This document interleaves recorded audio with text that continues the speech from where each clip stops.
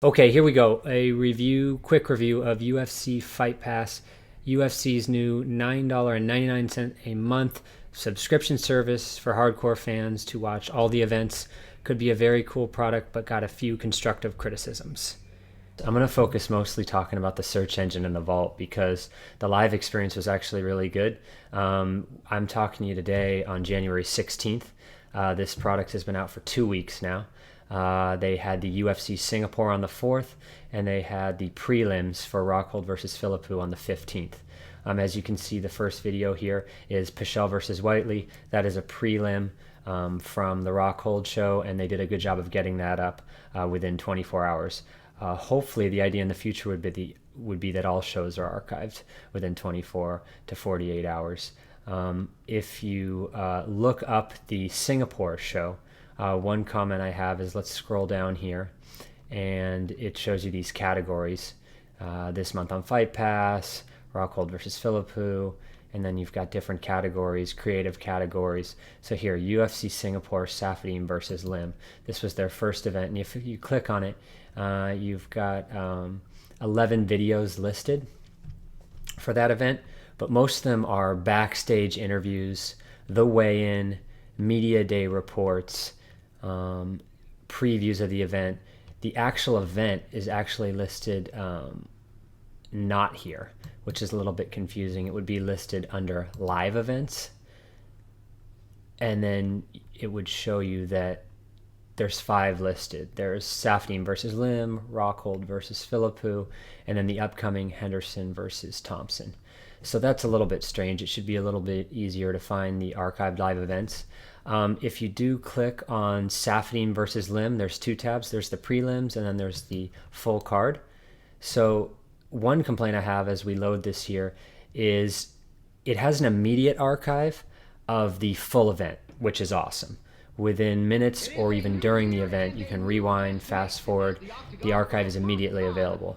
The complaint I have would be that these fights should be individually archived within 24 hours, 48 at the most.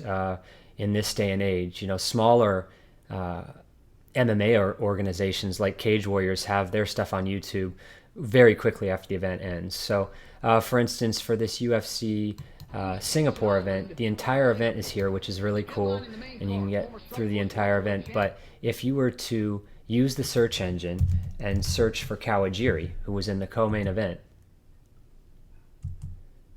and we click here, 4 videos come up for Kawajiri: a backstage interview following his victory, and 3 Pride episodes. So they haven't individually archived. It's been 2 weeks, and they haven't individually archived his fight with Soriano.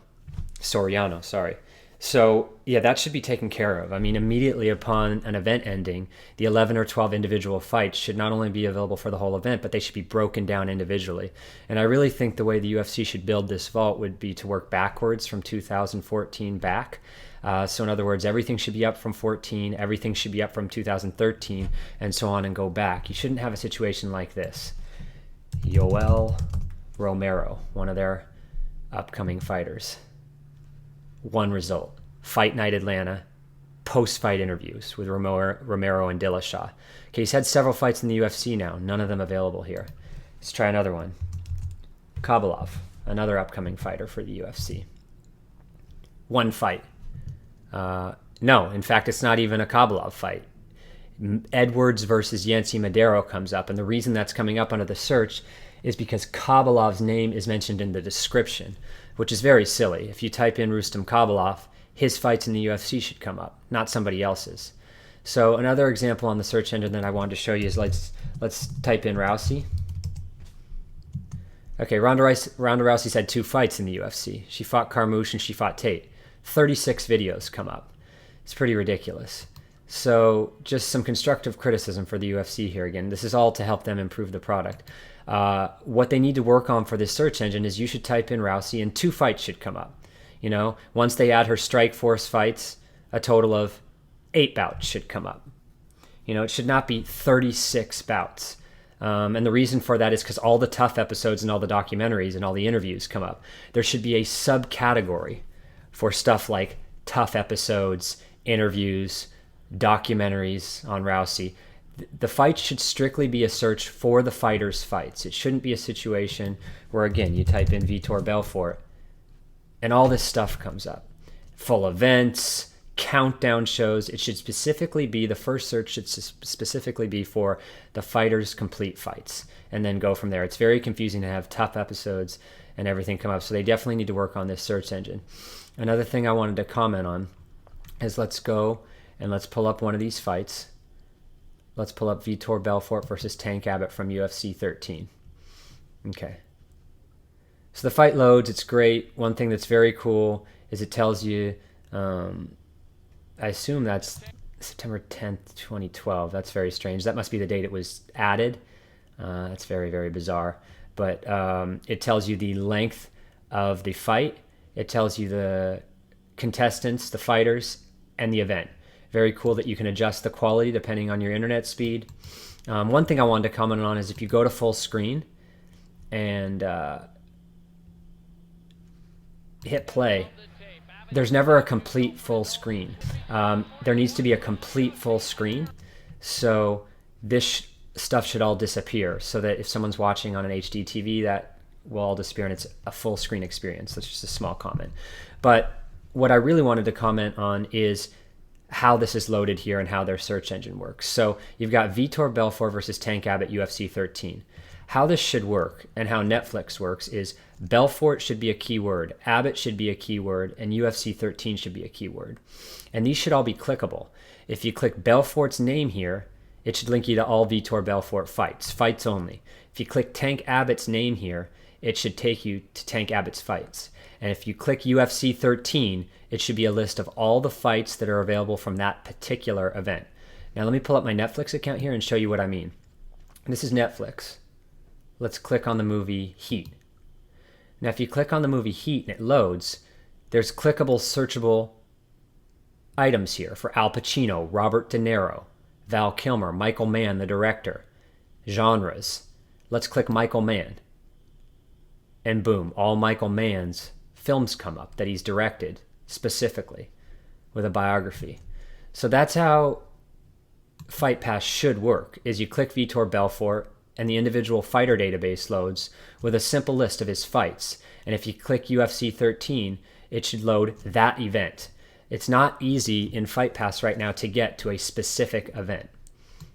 So that would be my main two complaints. And again, this is just, the product can be awesome and well worth the $9.99 for the live events and for an extensive vault once they get this all set. And I do believe the vault will improve, but my two major complaints right now would be navigating and keyword searches within the database, and the fact that it's not easy to keyword click to all the fighters' individual bouts and individual events.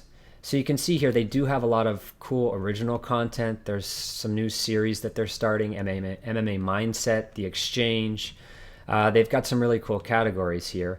They've got Ultimate Knockouts and a lot of different things that you can bring up. They have a category for TV shows. And I'm assuming that eventually this will have all the toughs, hopefully Tough China and all the international toughs. Right now it looks like they just have the Smashes, Brazil.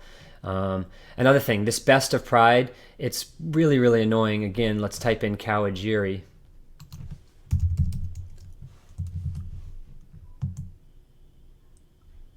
And you can see that the reason that these Pride episodes come up is because Kawajiri is included in those episodes via the description. But the description shouldn't be searchable, you know? Kawajiri's individual bouts, whether it be in Pride, Strikeforce, or UFC, should come up. So it shouldn't be a case where these TV episodes like Tough and Pride come up during an individual fighter's search. So how it should work, I think, is it should be a little bit more like Netflix, where if you were to type in a specific fighter, let's try Nick Diaz. Okay, you see, instead of all the countdown specials and the Pride episodes, it should be just the specific fights. Let's pull up Josh Neer versus Nick Diaz. And it should be an experience where it does load, but it would be nice if the date here reflected the date the fight took place. The event should be clickable. Each fighter's name should be clickable and traced to a fighter profile with a list of all his bouts. And and the full screen experience should be true full screen. So those would be some specific comments currently. Other than that, I think it is really, really good. I think it's for the most part easy to navigate. I do like the technology as far as being able to fast forward. I look forward to the use of audio in the corners and different camera angles during the live events and archives. The original programming should get better. Right now, the major complaint is searching the vault and what's available in the vault. If you click on event replays here, right now they've got everything from 2013 besides UFC 168, which is very cool. I assume that's because they need to try to sell replays for 168. I would assume that 168's added fairly soon, but I would definitely recommend to them that they work out the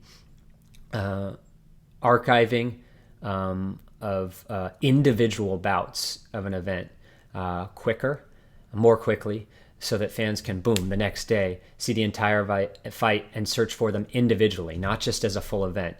And again, my biggest comment right now is that when a fight loads, the fighter's name and specific event should be clickable, and that should lead you to a further database. Hopefully that helps a little bit, and this gets passed on, and people can comment and see if there's any additional changes they'd like to be made. But those are the specific constructive criticisms I've seen so far and the issues I've had with Fight Pass, which I think can be a potentially very cool product.